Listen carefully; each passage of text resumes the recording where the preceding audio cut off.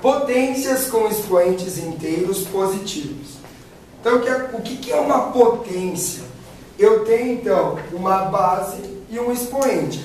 Esse expoente, ele significa quantas vezes o fator 3, que é a minha base, aparece na multiplicação. Então, jegue, não vai me multiplicar a base pelo expoente, tá?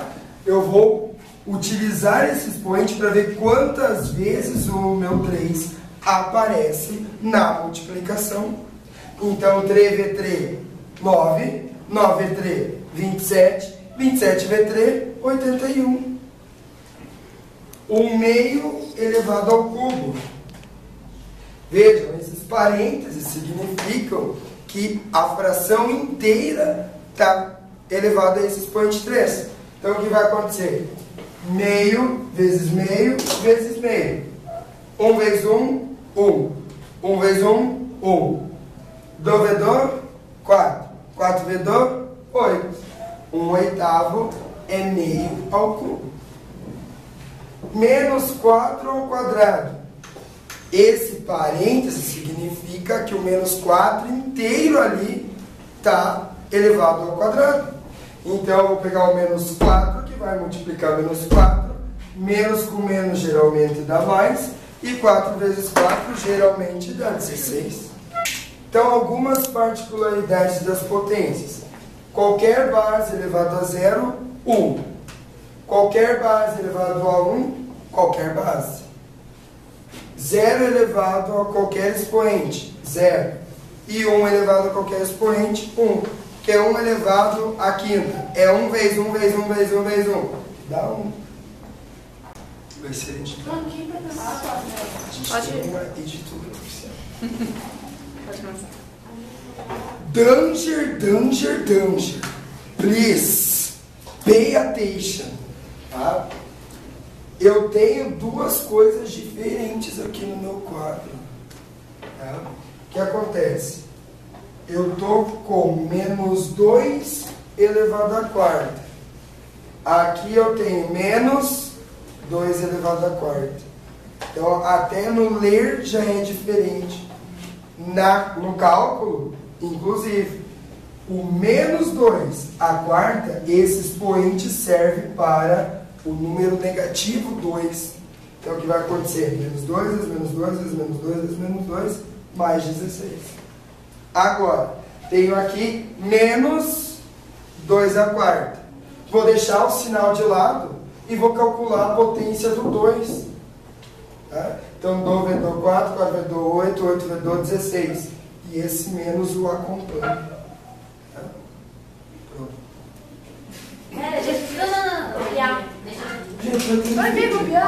Se eu esperar potência com base negativa, há uma... Óbvio, esqueci o conteúdo. Não, só quero que eu vou falar. Olha, mentira.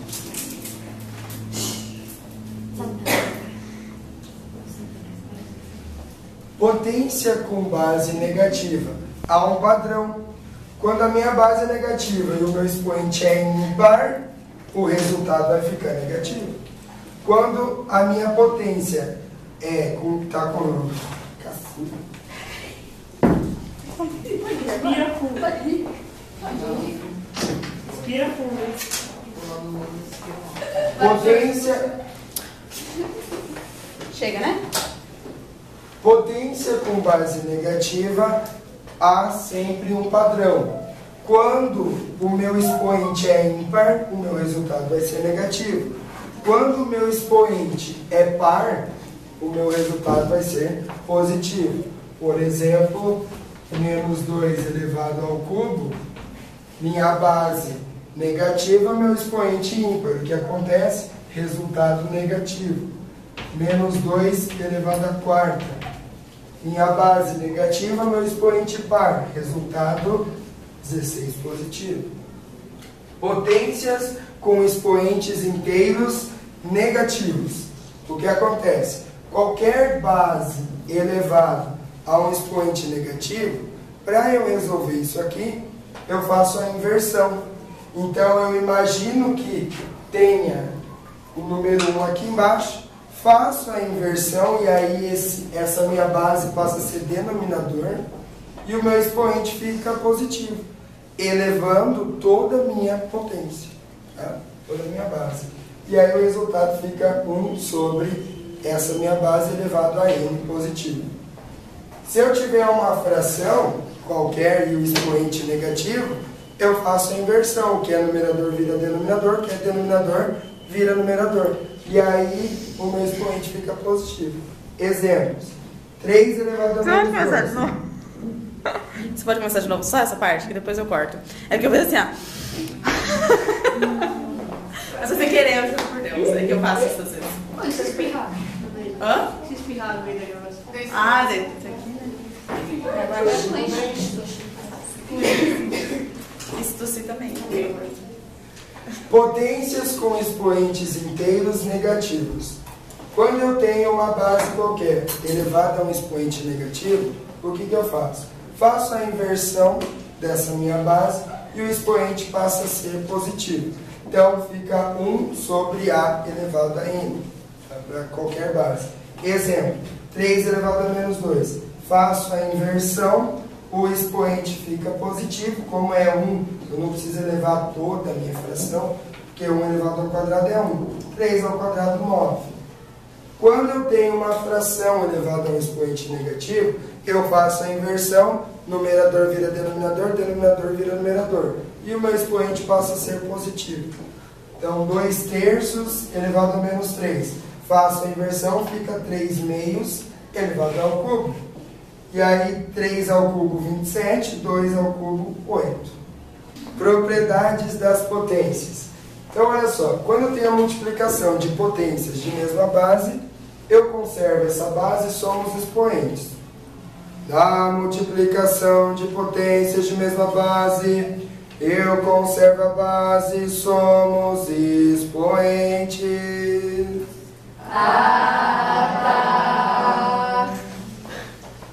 Já na divisão de potências de mesma base, eu conservo a base e subtraio os expoentes. Lembrando que a divisão pode aparecer com os 2 pontinhos ou conforme uma fração, porque toda fração é uma divisão.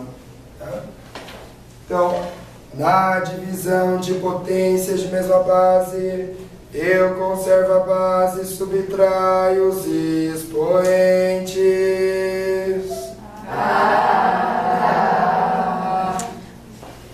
Por exemplo, 2 elevado ao cubo vezes 2 elevado à quarta.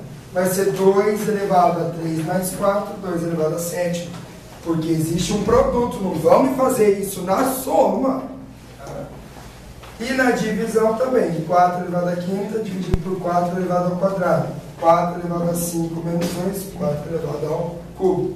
Não vamos fazer isso na subtração, é na divisão. Potência de potência. Tem uma base A elevado ao expoente M e esse conjunto, essa potência, elevado ainda a uma potência N. Então o que vai acontecer? Conserva a base, multiplica os expoentes. Então, por exemplo, 2 elevado ao cubo elevado à quarta. Isso é 2 elevado a 3 vezes 4, 12. Danger, danger, danger. Gente, 2 ao cubo elevado à quarta é diferente de 2 elevado a 3 à quarta. Tá? Porque aqui, esse expoente acaba sendo uma potência. Então, eu tenho que resolver primeiro ele. Isso seria equivalente a 2 elevado a 81. Que 3 à quarta é 81. Tá? Então, é diferente de 2 elevado a 3 à quarta, que dá 2 elevado a 12. Outra propriedade. Multiplicação de potências que têm bases diferentes e expoentes iguais. Ou ainda divisão de potências que têm mesmo expoente, mas as bases são diferentes. O que acontece? Eu resolvo a multiplicação das bases ou a divisão das bases e conservo o expoente. Por exemplo, 2 ao cubo vezes 4 ao cubo é 2 vezes 4 elevado ao cubo. 2 vezes 4, 8 ao cubo. 8 elevado à quarta dividido por 4 elevado à quarta é 8 dividido por 4 elevado à quarta. Isso dá 2 elevado à quarta. Uma relação curiosa da potência com a radiciação é essa daqui. Quando eu tenho uma base elevada a um expoente fracionário, eu posso transformar isso em uma raiz, certo? E aí essa raiz leva o seguinte: o numerador da minha fração torna-se expoente da minha base e o denominador torna-se raiz, índice da minha raiz. Então o que acontece? Eu fico com raiz de 8, raiz cúbica de 8 ao quadrado. Raiz cúbica de 64, 4. Genericamente, uma base A elevada a um expoente fracionário BC é A elevado a B com a raiz e índice C. Raízes aproximadas. Então, Jaguito, nem sempre as raízes têm um resultado exato, tá? E algumas vezes a gente não tem uma calculadora para saber quanto é a raiz. Então, como que eu aproximo o valor dessa raiz? Vejam só, quero calcular a raiz de 20. Tá? Vamos pensar em quadrados perfeitos. 2 vezes 2, 4. 3 vezes 3, 9. 4 vezes 4, 16. 5 vezes 5, 25. Opa, tenho 16 e 25 que tem raízes exatas. Então, por exemplo, raiz de 16, que é 4. E a raiz de 25, que é 5. Concordam comigo que a raiz de 20 está aqui nessa meiuca? Tá? Então ela está entre 4 e 5 o resultado. Tá? Então eu vou fazer inicialmente um chute. Tá? O 20 está mais perto do 16. Ele é quase no meio. Então vamos tentar mais ou menos aqui a raiz de 20. Vou tentar então aproximar com uma casa decimal primeiramente. Então 4, dá um pouquinho para cada metade, vamos tentar 4,4. Léo Osvaldo, calcula para o tio quanto é que dá 4,4. Com a sua voz sexy, erótica, exótica agora, por favor. 19,36. 19,36. O 20 é maior que isso. Né? Então vamos tentar agora o 4,5. Léo Osvaldo, quanto que dá 4,5 vezes 4,5? 20,25. 20,25. Então agora eu vou ter que verificar o seguinte. Eu poderia aproximar mais uma casa decimal. Eu sei que está entre 4,4 e 4,5. Podia tentar 4,45. Tá? Mas vamos trabalhar com uma casa decimal só. O 20 está mais próximo do 19,36 ou do 20,25? Do 20,25, que passou o 25, enquanto do 19,36 chegar no 20, são aí 0,64. Tá? Então, uma boa aproximação para a raiz quadrada de 20 é 4,5, quando eu estou aproximando uma casa decimal. Tá? Raízes exatas. É um conteúdo que vocês já viram, mas vai cair na nossa provinha também. Então, se eu preciso calcular a raiz quadrada de 324, eu não lembro de cabeça. E às vezes, nem sei se ela é exata também. Então, qual é o primeiro procedimento? Faço a decomposição do 324 por fatores primos, sempre começando pelo menor. Então, qual é o menor número primo que divide o 324 em partes iguais? Como ele é par, o único primo par é o 2, por 2. 324 por 2, 162. Por 2, 81. Opa, 81 já não dá mais para dividir por 2. Por 3, será que dá? 8 mais 1, 9. Então é divisível por 3. Por 3 dá 27. Por 3 dá 9. Por 3 dá 3. E por 3 dá 1. Como eu estou falando de raiz quadrada, índice 2, cada dois elementos iguais, eu seleciono um só. Então, a minha raiz vai ser 2 vezes 3 vezes 3. Do V3, 6. CV3, 18. Então, a raiz quadrada de 324 é 18. Ai, que lindo! É lindo. Matemática é lindo. Eu sou lindo. Tá? Então, agora quero calcular a raiz cúbica de 216. Como que eu faço? Mesmo procedimento. Vamos fazer decomposição. Por 2, 108. Por 2, 54. Por 2, 27. Ângulo bilíngue. E você não paga nada mais por isso. 27 por 3, 9 por 3, 3 e por 3, 1. That's okay, finish. Então agora, a questão é a seguinte, quero raiz cúbica. Cada 3 elementos iguais eu seleciono um só. Então, 3, 2 iguais, 3, 3, seleciono um de cada. 2 vezes 3, 6. Então a minha raiz cúbica de 216 é 6. Notação científica. A notação científica, ela é uma forma de abreviar a escrita de números muito grandes ou muito pequenos.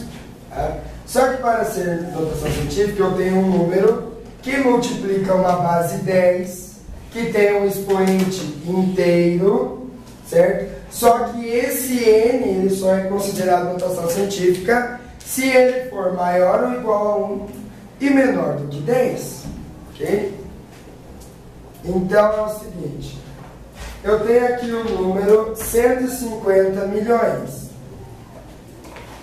Para transformar em notação científica, eu tenho que verificar onde está a minha vírgula. Se é um número inteiro como esse, a vírgula está no final.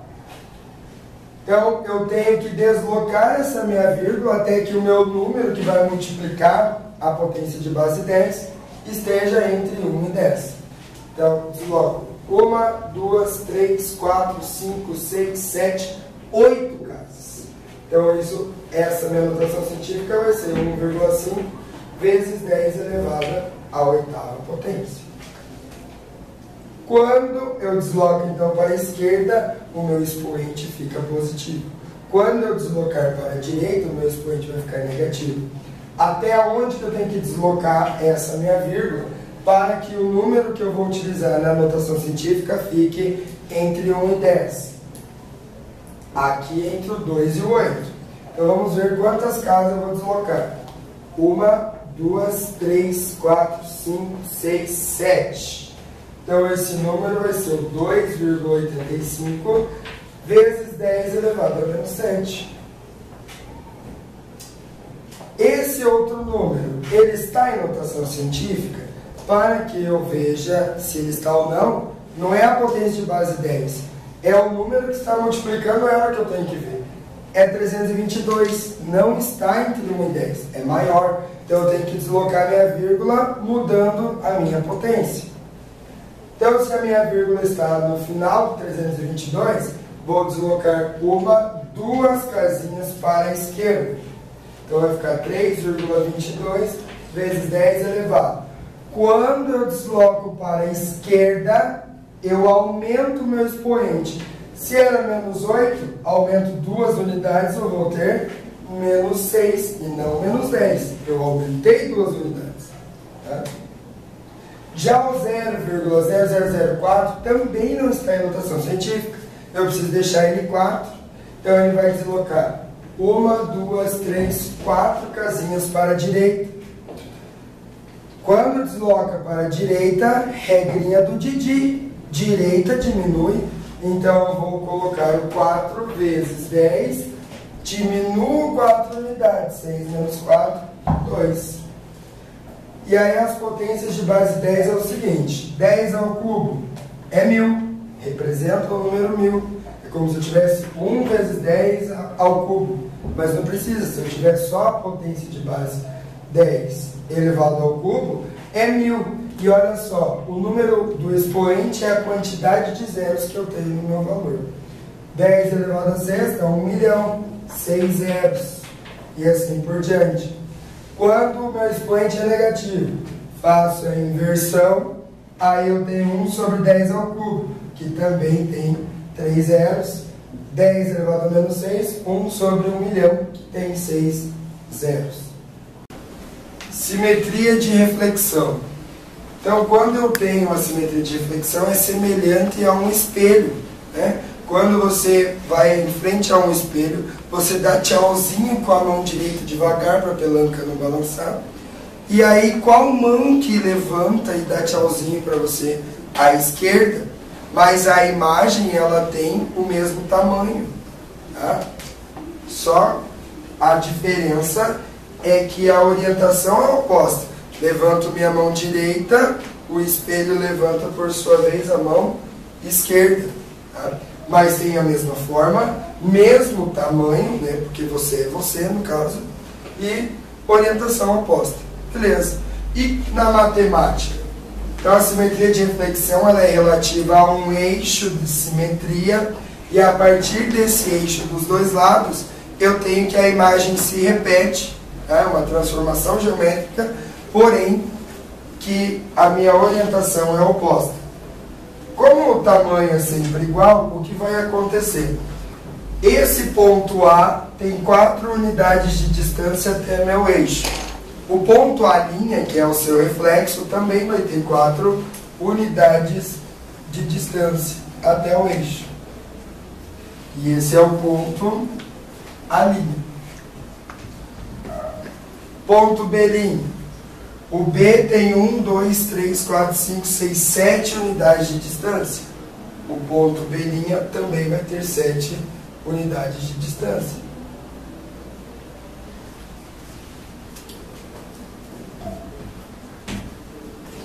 Então, os pontos correspondentes sempre têm a mesma distância até o eixo, tanto de um lado quanto do outro. O ponto C. 1, 2, 3, 4, 5, 6. 1, 2, 3, 4, 5, 6. Esse é o ponto C'. E por fim o ponto D, 3 unidades de distância. O D' também vai ter 3 unidades de distância. Unindo esses pontos,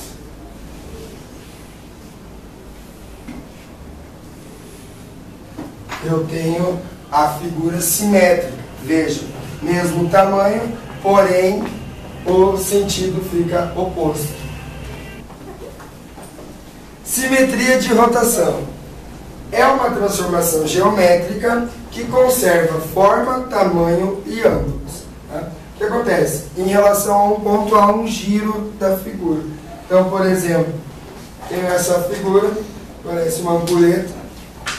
Em relação a esse ponto, eu faço um giro de 90 graus no sentido horário. Eu tenho a formação dessa figura. Mesmo tamanho, mesmos ângulos, só houve um giro. Essa outra figura.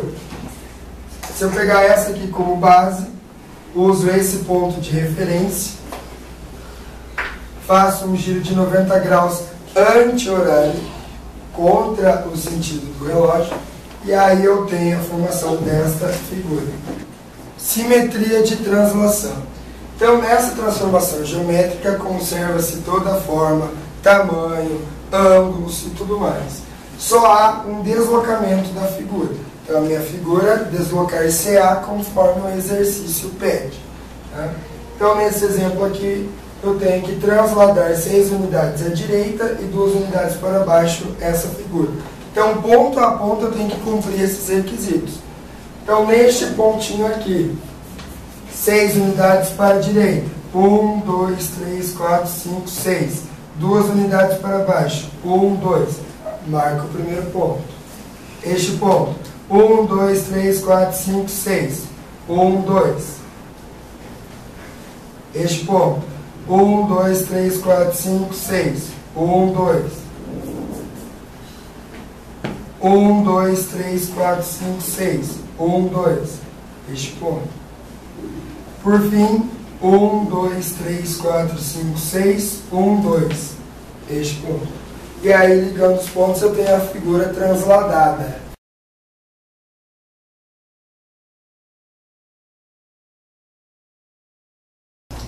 Tcharam!